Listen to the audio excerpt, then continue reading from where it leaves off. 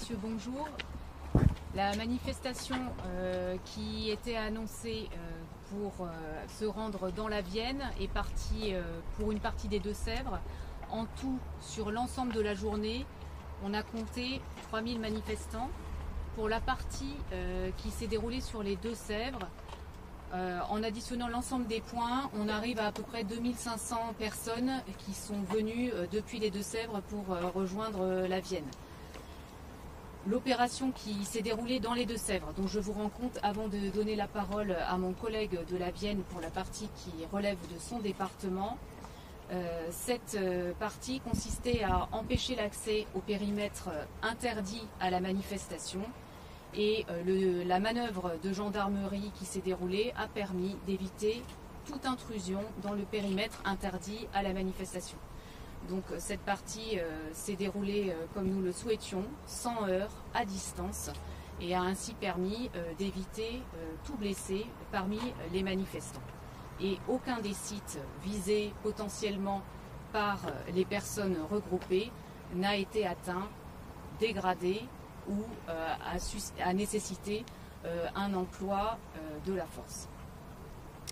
Le cortège a fait l'objet de très nombreux contrôles dans les Deux-Sèvres, plusieurs cortèges pendant un temps avant qu'ils ne se regroupent.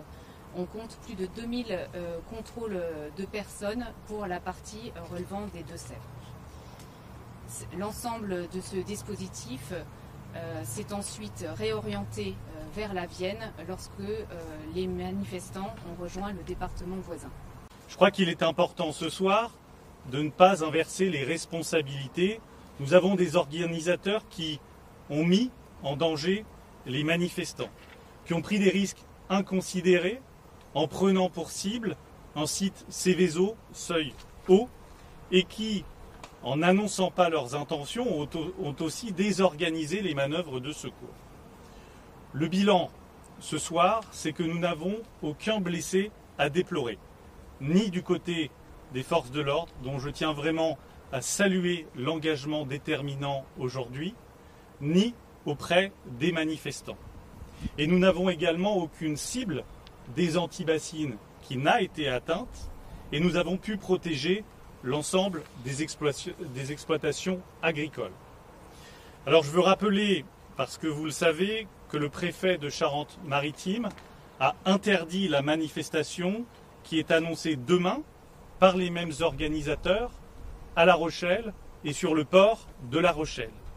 Des moyens importants seront encore engagés pour protéger les biens et les personnes et pour s'adapter aux risques.